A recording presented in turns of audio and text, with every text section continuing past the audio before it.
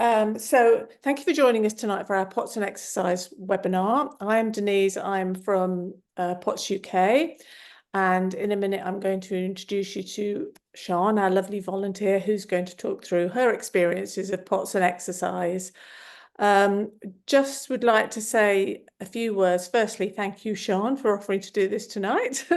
We are going to be sharing a PowerPoint of slides, so once we get started, I'll be sharing the screen of PowerPoints and I will be sort of asking Sian questions that she'll be answering.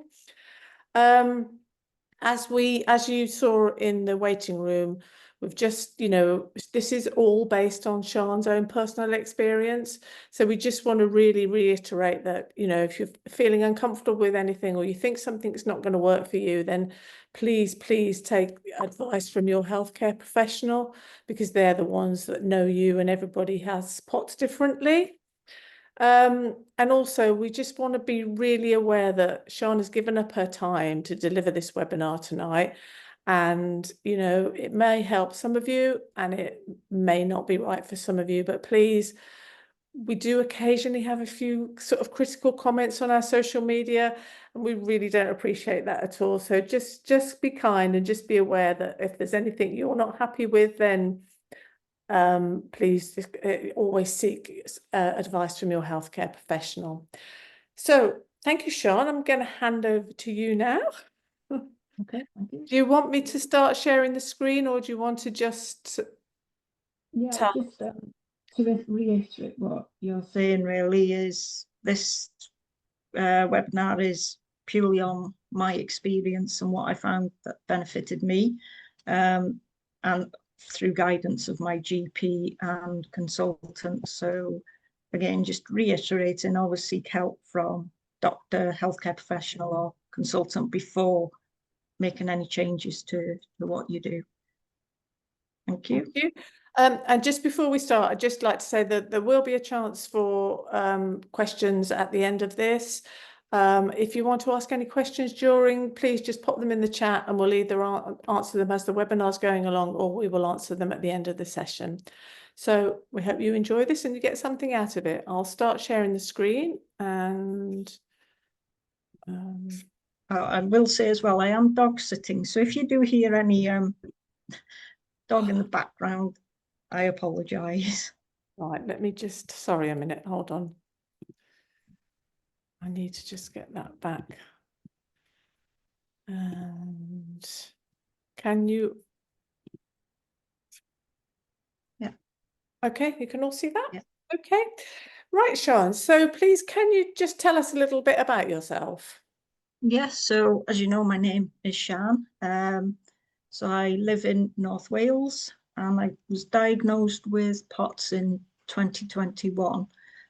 Prior to that, I had COVID in 2020. I was working as a physiotherapist in the NHS, and unfortunately, that's where I got COVID. My symptoms weren't improving,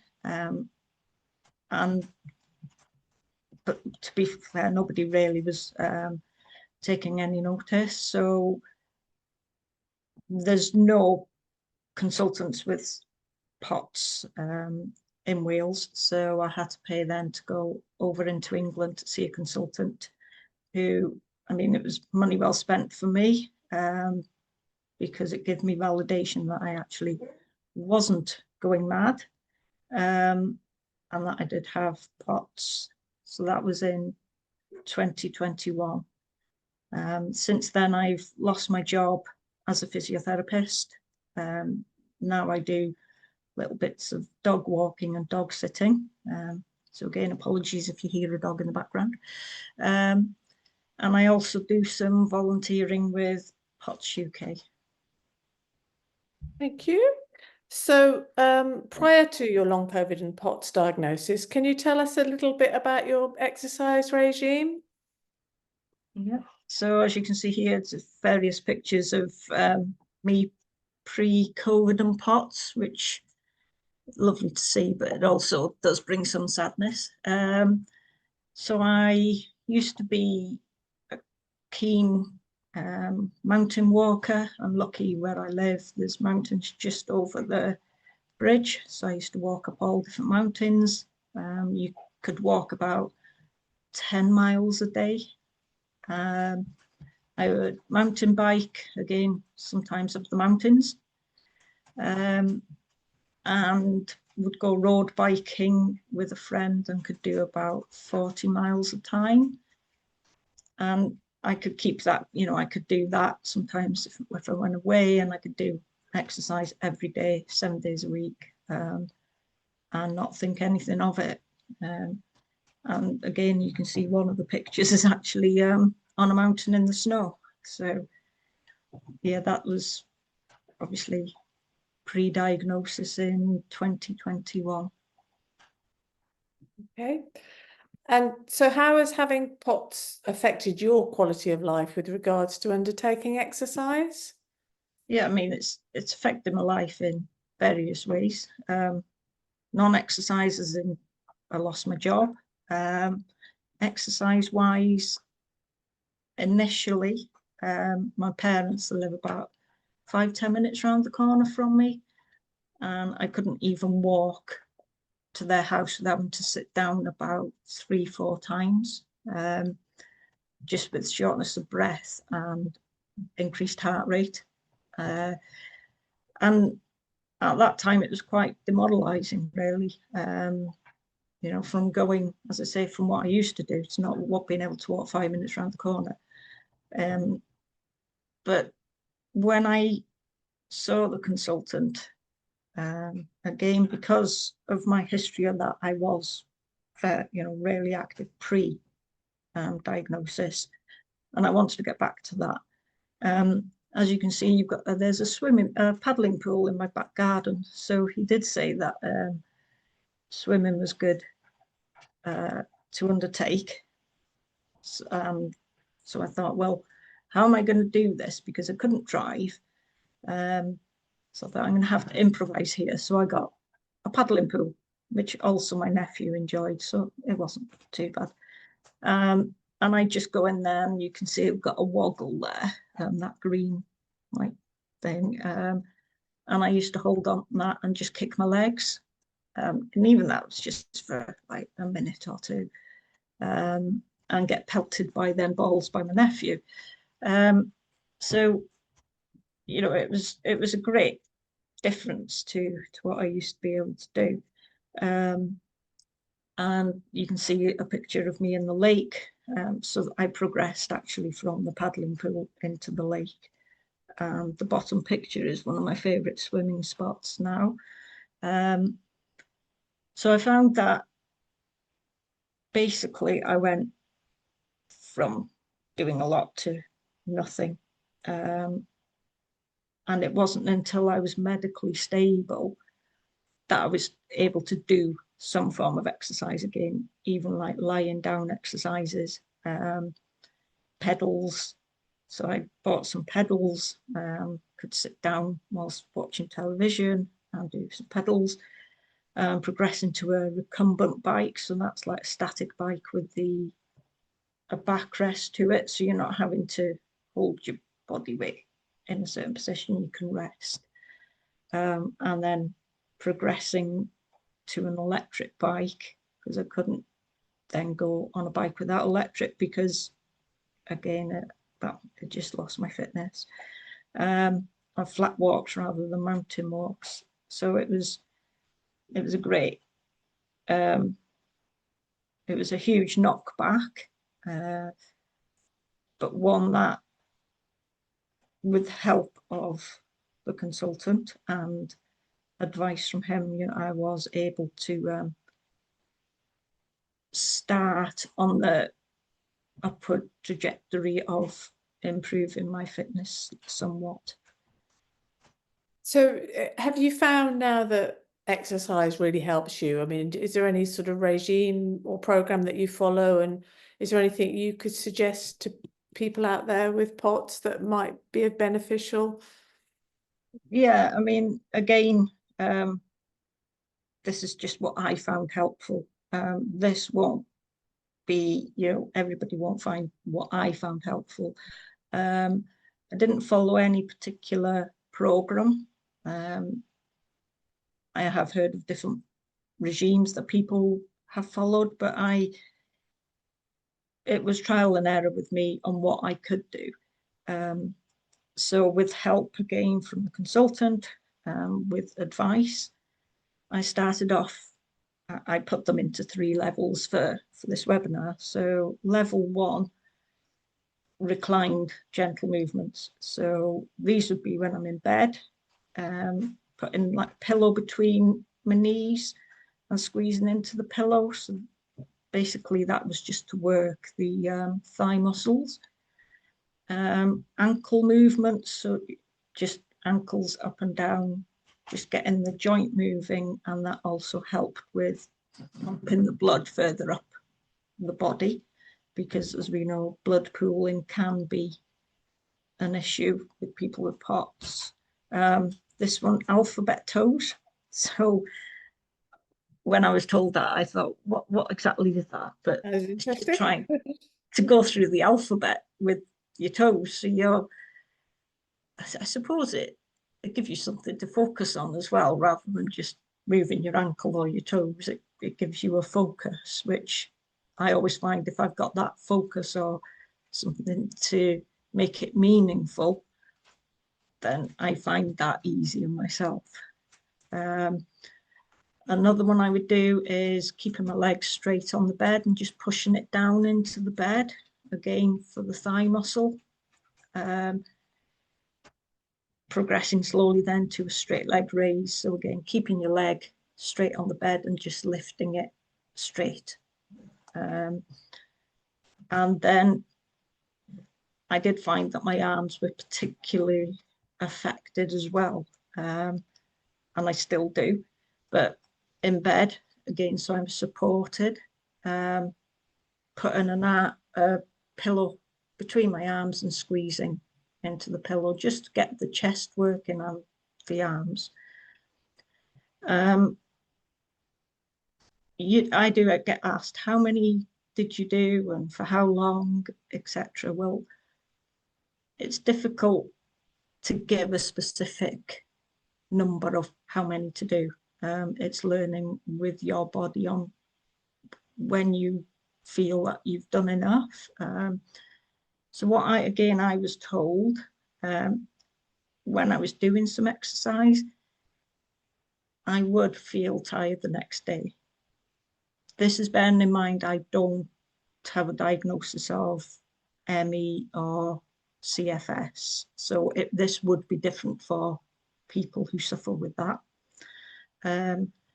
If the next day I was feeling a little achy or tired, that was okay for me. If the day after that it was still a problem, I'd done too much. But if I was okay, then I could continue with what I was doing. So, but again, as I say, that's because I didn't have ME. So I was looking at, I couldn't do the whole alphabet, I'd do A, B, C. The pillow squeeze, I would do a couple of them and leave it, and maybe do that morning and evening. So when I was getting up and going to bed, that's what I found was helpful for me. Some people might find that they can't do anything in the morning, but they're better in the afternoon and the evening. So it's all finding out what works for yourself. And I would do that for probably a good few months. And I would find that sometimes were easier than others. But your body, especially I think when you've got a chronic illness, you know your body and you know what you can and can't do. And it was trial and error. And some things these days are still trial and error. So after a few months of thinking, okay, my legs feel a bit stronger, and this is coming easy for me now. I then moved on to level 2, which was more like recumbent cardio exercises, so not upright, but more sat down and a bit of support. So rowing, because you support it again, and not upright, fully upright against gravity. I found, luckily, I was able to borrow a rowing machine because it wasn't something that I could afford to buy. So I was lucky in that respect. And a recumbent bike. So as I say, the static bike with a backrest. Again, that I didn't have any resistance when I was rowing or biking. No resistance, and I would probably do a few minutes once a day. I found if I was consistent, so I did it probably every day, because I found that was how my body worked. But again, some people might find that they can't do that every day because it is too fatiguing, and you have to work out then maybe doing it every other day or every 2 days. And then, as I said about the swimming, so I found swimming was helpful, but not in a leisure centre. I didn't find that helpful at all, because you go in the water, coolish, you get out and you go into a roasting changing room. So my blood pressure was all over the place. So the benefits I was getting when in the water were offset by a hot changing room, and I'd feel lightheaded. So luckily, I live near the sea and a lake. So if somebody was suggested it pre-COVID and PoTS that I'd end up swimming in the sea, I'd have thought they were completely bonkers. But I bought a wetsuit, which was good because it helped with the compression aspect. And off I went into the sea. First of all, I would just walk. So just a few minutes walking, and that would be it. So people must have thought she's got togged up to go in all this wetsuit gear, and all she's done is a few minutes walking. So it must have looked a bit strange, but there we go. It was a means to an end. And after a few weeks of walking, I was then able to do a little bit of swimming, as I would call it. So I'd have a toe float, and I could rest my arms on there and just do some gentle kicking with my legs. So I'm not having to then use too much energy on working the legs and the arms. I was just focusing on the legs. And it's good as well, the float, because if I got tired, I've got that to use to have a bit of a rest on. Never went alone, always went with somebody, because you never know what can happen. The sea is very unpredictable. Heel raises as well, but I wouldn't do that unless I was holding on to something. So I'd like hold the back of the chair and just do some heel raises just to get the blood pumping as well. And light weights, so holding a tin of beans or something like that and just doing some upper arm work, but again in sitting, because I used to find, and still do, if I do any work when my arms are going over my head, that's when I get lightheaded. So I would always do them exercises in sitting, and even lying down, and still do. And again, the same as level 1, once I found level 2 was not a problem for me, I could go on then to level 3. So this is when I thought, okay, I felt happier in myself, because I thought I'm not where I used to be, but I'm making an adaptation of that. So walking, again, not up a mountain, although it still is a goal of mine, but if it's achievable, I don't know, but it's good to have a goal. So mainly on the flat. And then I'd just increase the gradient slightly, because as we know, well, they say Anglesey where I live is flat, but it isn't, because you go around the corner, there's always a hill. So yeah, I had to face a hill at some point. And then increasing the miles as well to, I mean, now I am able to do some dog walks, so I could go anything from 2 to 4 miles. But that's variable every day as well. Sometimes I can do 2 miles, need a rest for a few hours, and then do another 2. Or some days I can do 4 in 1. But it's me now, I'm in tune with the body of what needs to be done. Biking, so I'm not back to as I was, but I can use an electric bike now. So I've always got that little bit of help rather than going into full on fatigue, which isn't of benefit at all. And cold water swimming, so I'm still doing the swimming.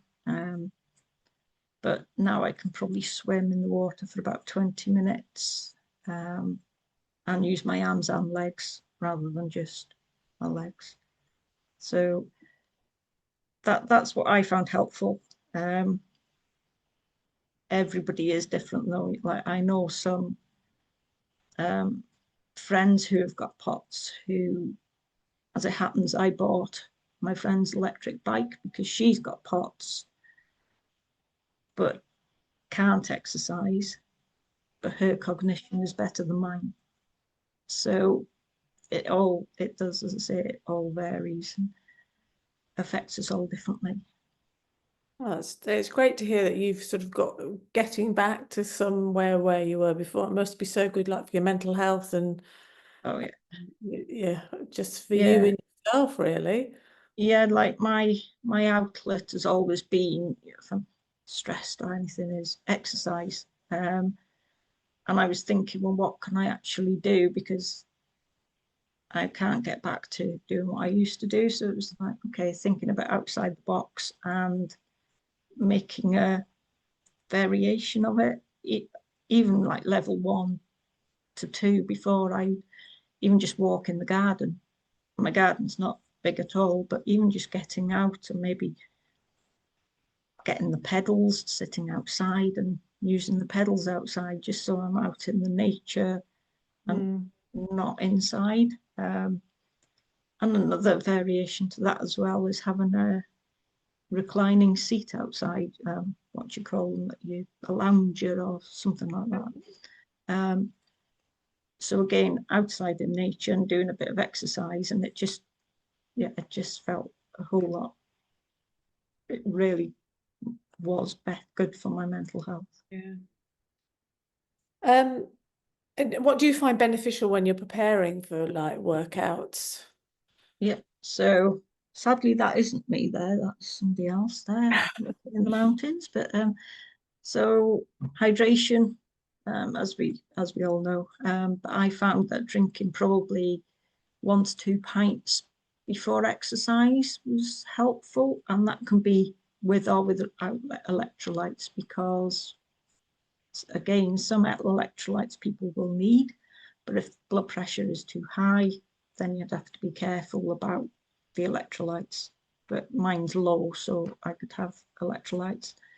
And then when I'm out, even if I was just going for a 10-minute walk, it looks like I'm going on an expedition for the day, because I'm always taking lots of fluid with me, just in case.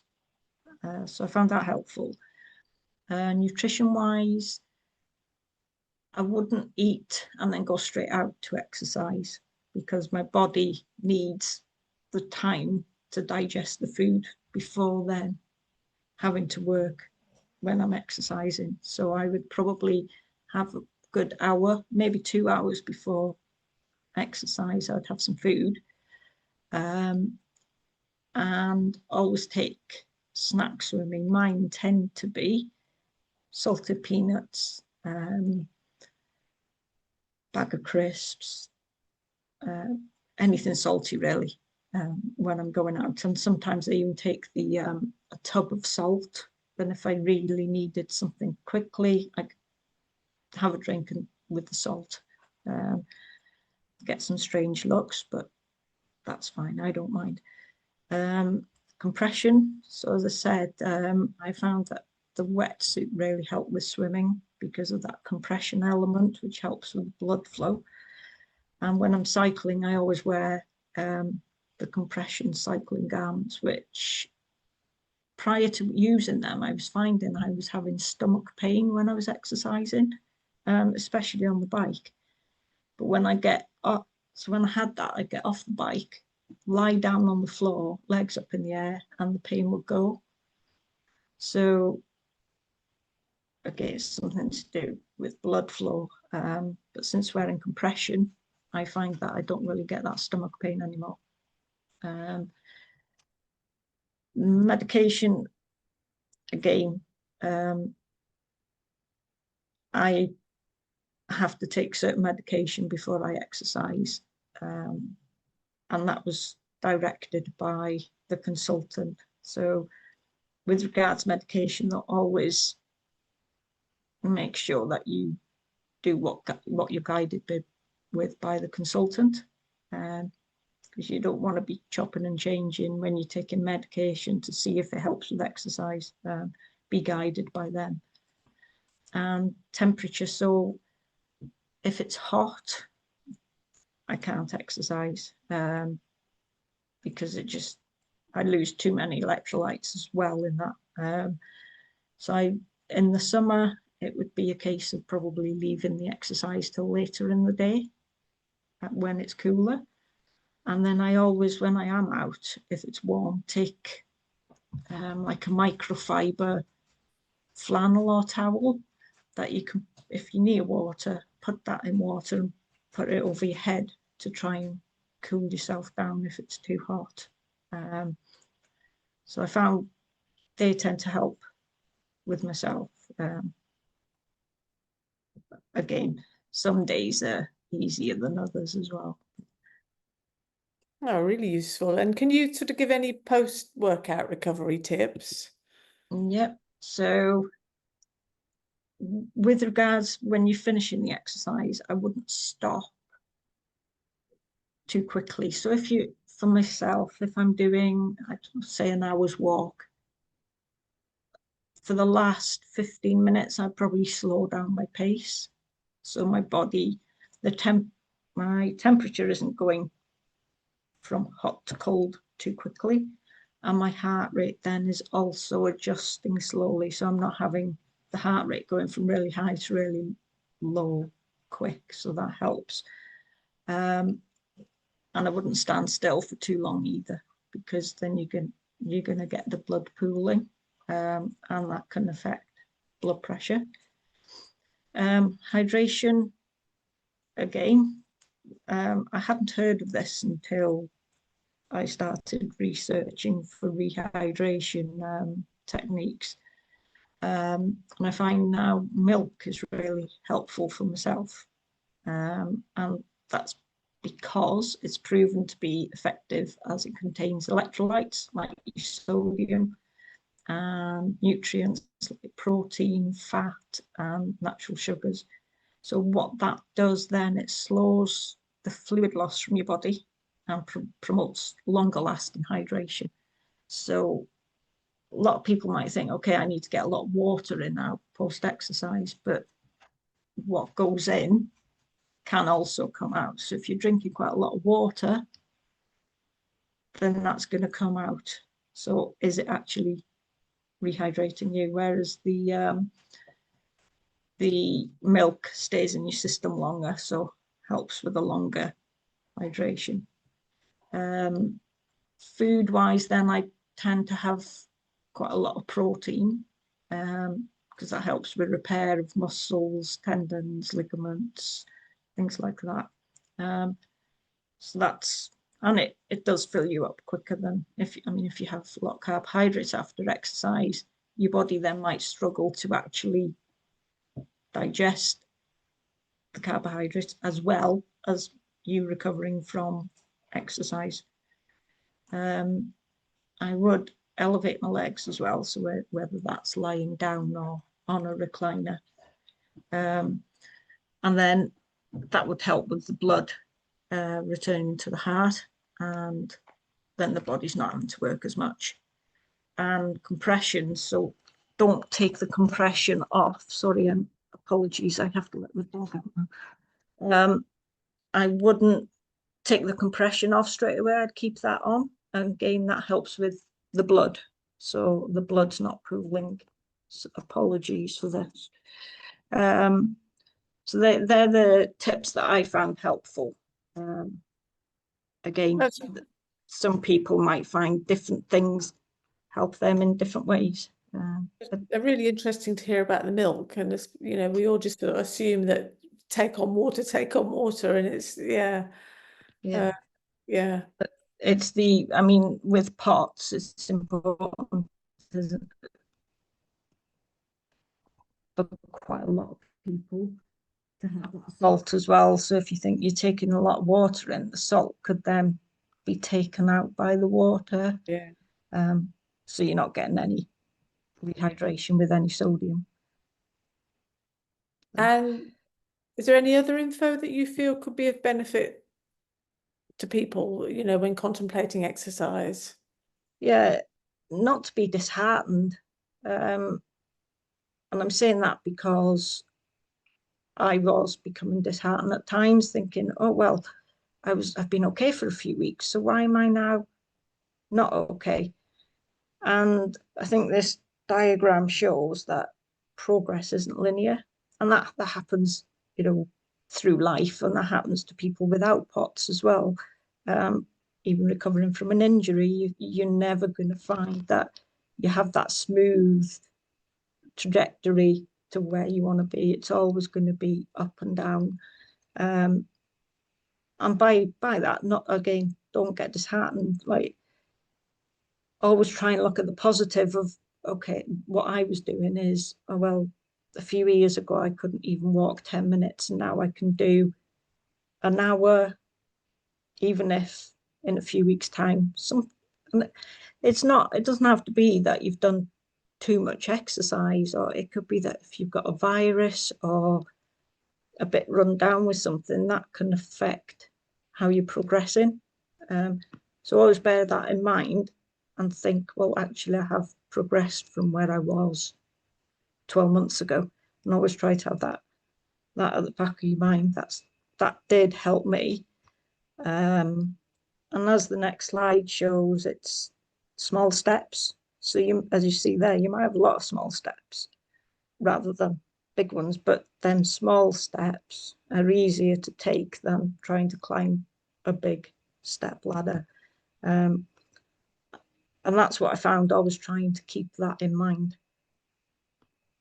Oh, thank you, Sian. Yeah. And so, yeah, that's basically, that was all what helped me. But it's important that you do remember, not one size fits all. Everybody is different. Everybody with PoTS, if you have a room of 10 people, they'll all be different in some way of how they are. For some, it can help with recovery, but others, it can trigger exercise intolerance, especially if you've got ME, CFS. So it's always important that you work alongside your healthcare professional, whether that be physio, occupational therapist, or your doctor or consultant. Hopefully that was helpful in Yeah, that a was little really way. good. Yeah, thanks so much for sharing that. Has anybody got any questions? Not too many difficult ones, please. Tove has put, you should feel so proud of yourself. Amazing to see your journey and progress. Thank you. I just call myself very stubborn and determined. I mean, it's probably not the best thing at times, but Dr. Azar said, excellent work. It's impressive how you've managed your condition. thank you. I find it really inspirational to see how you've progressed. It's been, you know, it's lovely to see. Yeah, I mean, yeah, I'm a shad from where I was 4 years ago. I can't remember when I joined the PoTS team, but from then till now with You've the been with us exercise probably 4 since or the 5 start, I years. think, Yeah, of the yeah, a long peer time. support. And I think, like, again, the peer peer support groups, I did find, before I become a volunteer with them, I did find them useful as well, to discuss different aspects of not just exercise, but everything else on, because what you can find is if you manage other parts of life, so showering, rather than standing in the shower, sitting down in the shower on a stool, preparing food, you can have a perching stool. Little things like that can then maybe give you a few more spoons for exercise. So it's trying to see the whole picture of what can I do in my daily life to make things easier in order to help with exercise, little tricks. Louise has asked, how long did it take you to get to level 3? Probably a good 6 to 12 months. I would dip into doing things in level 3, like the swimming, from, I was doing that in level 2, but until I was happy with what I was doing. So from walking in the water to swimming in the water, that, progress probably took about 12 months. And now sometimes I find it's still up and down. Some months I could be great, and then other months I'm thinking, oh, I actually can't really do this. But rather than being disheartened, I'll think, okay, what can I do then? Oh, I'll do some more bed exercises then, to keep myself going until I can get back onto the biking and walking. I think that probably answers the next question as well. At what point did you feel ready to use a recumbent bike rowing machine? Like, when did you feel it was right to progress from level 1 to 2? Basically when I find I could do the pedals and sitting, and I wasn't fatigued for a few days after. As I say, I expected a bit of aching, because it would be like if somebody's never walked up a mountain, they've not got PoTS, and they walk up a mountain, then they're going to ache for a day or so after. But that become less. So once that become less, and I thought, well, I'm not aching now, I knew I could then progress to the next exercise. So it's not, I know it's difficult. I'm not giving specific time in my answers, but it is very individual. I suppose it's personal body. to everybody's bodies are different, aren't they? Yeah. And when you talk about pedals, what pedals are you referring to? Shall I try and get them up on my phone and show them, or? If you can, but Yeah. or the other thing is, I'm going to email out the recording, so I could put a link. If you've got a link, I could actually then put that in. And I could send it to Yeah, you. if you send me the link, then, yeah, that'd be great. Yeah. Yeah, thanks. Moya's asked, can I ask if you ever felt nervous when starting exercise in public? She's recently joined a gym and to try and avail of some of the machines, but noticed her heart rate is high before even starting, so she gets really anxious about fainting. Yeah. And I think now at times I do. What I tend to do now, because I do get nervous of still, I'll share my location. So obviously in a gym, I know that's a different setting, but I probably would get nervous, because it's an invisible illness. People don't quite understand what you're going through. So that's hard in itself. And if you walked into a gym and you had your arm in a sling, then people would know that there's something wrong, and probably wouldn't think anything. So yeah, it is nerve-wracking at first, and you're not knowing how your body's going to respond. But that hopefully by going, that will get easier. As I said, when I'm outside, if I try and be with somebody all the time, but if I'm not, I will share my location with my parents, and that gives me that sense of security that if something did happen, and I'd say to them, okay, I'm expected back by such and time, and if they don't hear from me, they can then see where I am on the phone. So I'd strongly recommend that, as well as, just to give you that safety blanket, really. Perhaps if you're at a gym, just making whoever's in charge of the gym, or a sort of aware of how you're feeling. Yeah. Lily's put, really helpful. Thank you, Sian. Amazing how you came up with the out-of-the-box solutions like the paddling pool. Well, Such clever ideas. I'm known by the consultant now as the one with the paddling pool, so that's how he remembers me, but that's fine. And Alex has said it's great to hear your tips of increasing exercise slowly. You've worked so hard. Sheer determination. You're very strong. Well, yeah, stubborn. And Carol has put, I'm thinking it'd be nice to have a dedicated exercise support group. I don't know. I mean, it's something we can always discuss with our other volunteers. We do sort of have review meetings about ideas that we're put forward about. So it's something we can, like a topic group yeah, or something. Yeah. My specialist has given me the Dallas protocol plan.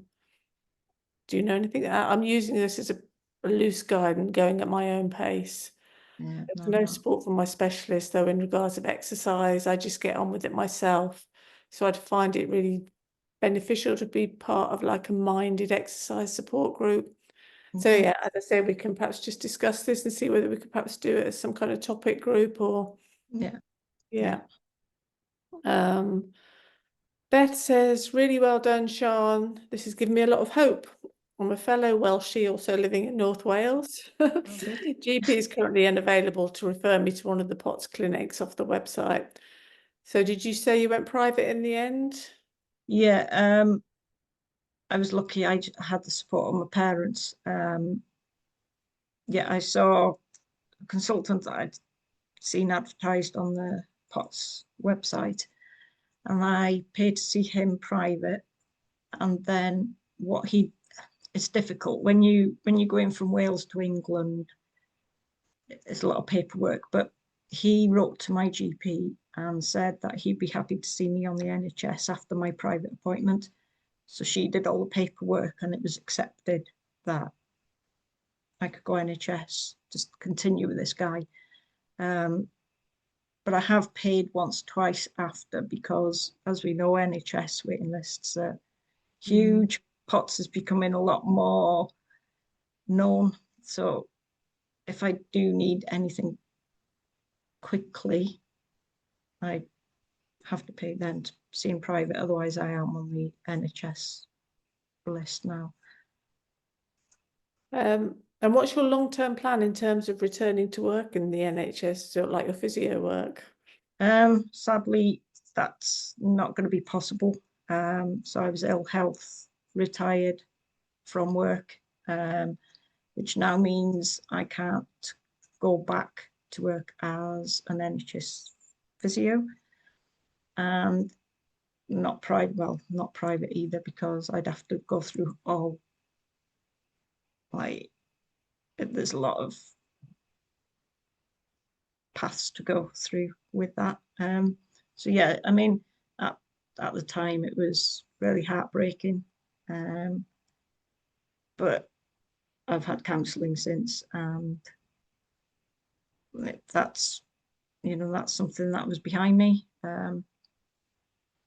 It happened, but now I'm quite happy doing some dog walking and dog sitting, and luckily the dog's not been too bad. So yeah, I mean, you train hard for a career, but again, then I look at it, well, COVID did take a lot of lives. I'm still here to tell the tale. So again, trying to put that positive spin on it. That's really positive, yeah.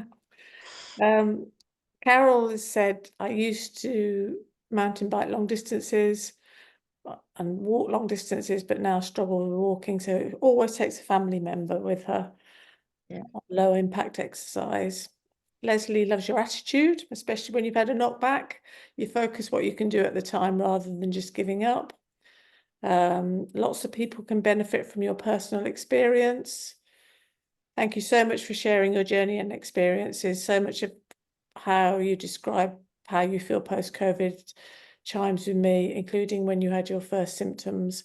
Unfortunately, I've had a very late diagnosis. I also have ME and suffer badly with PEM, so I have to take this into account. But you've really inspired me to try and improve my fitness. I'm very grateful for the time you've given this evening. Thank you so much. I wish you all the best. Thank you. You're welcome. And Carol's put, there's a good video on the PoTS UK YouTube channel, which is worth looking at. It's the talk by Tim Lloyd, exercise and long COVID. Again, Carol's put the link in the chat, but I can add that when I send the recording. I can add that link with the link to the pedals as well. So yeah, if it's a, I'll just write that down, otherwise yeah. I'll get. And we will now leave Sian to get back to her dog sitting. Again, thank you so much, Sian, for giving it your time. When I send the email out, if anybody does have any other questions, please just email me back with your questions and I'll pass them on to Sian and she'll happily answer any questions that you might think of after leaving this webinar. And thank you all so much for attending. It's been